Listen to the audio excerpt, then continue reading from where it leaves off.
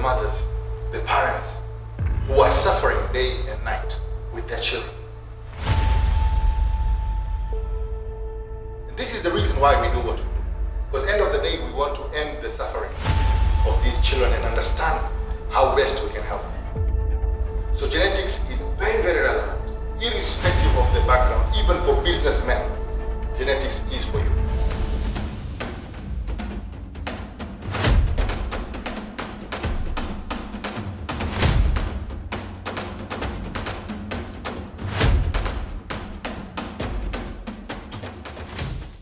I'm grateful to the Tanzania Society of Human Genetics, the African Society of Human Genetics, and the Human Heredity for Africa for organizing this important conference and inviting me to take part.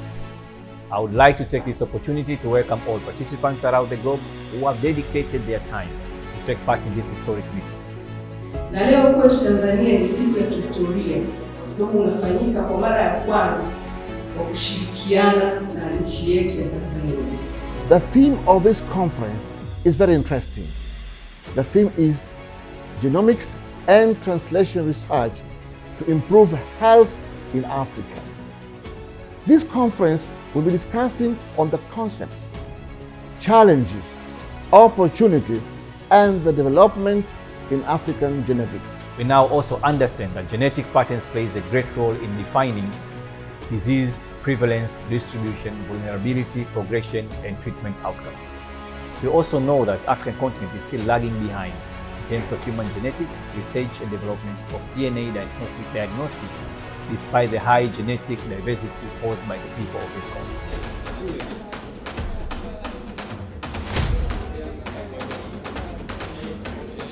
Nini lengo hasa la utafiti huu, na je, haujawahi kufanyika utafiti kama huu, na kama ukifanyika Tanzania tutanufaika vipi na huo utafiti? Naweza katurahisishia sisi kujua kwamba kumbe huyu ambaye ana ugonjwa huu hapa mpangilio wake ni tofauti na mpangilio tunaoona kwa wengine.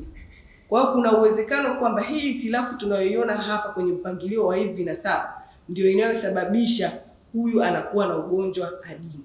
Ili kwamba hata ukiugua ukienda kule hospitali wanaangalia vinasaba vyako, wanajua palipoathirika ni wapi na upewe dawa ipi ambayo itaweza kutibu ugonjwa ulionao. Great question. We don't address the PIs consortium. I'm sure members will take, the consortium to different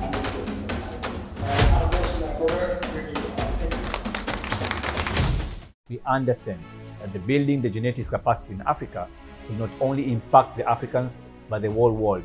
Ni ukweli kwamba kwa kutumia uasilia wa vinasaba wa binadamu mmoja au mwingine, basi tunaweza tukafanya matibabu katika njia iliyo bora na sahihi zaidi. Magonjwa ni mengi sana ambayo yapo yanatuzunguka, magonjwa mapya yanayokuja, lakini yote kama tutabezi katika masuala ya elimu hii ya vinasaba, tutakuwa tumefanya kitu kizuri sana katika matibabu na leta mapinduzi ya matibabu katika jamii zetu. What I've learned so far from this conference is many things, but including how Africans tackle diseases, especially non-communicable diseases. I really want to work on the issue of genomics, and gladly this conference has opened up my mind. It was engaging, enriching, and full of knowledge. I used to say in Africa we don't make so much effort, but I have noticed there are researchers who are really devoted in making sure that the health of Africans is taking another level.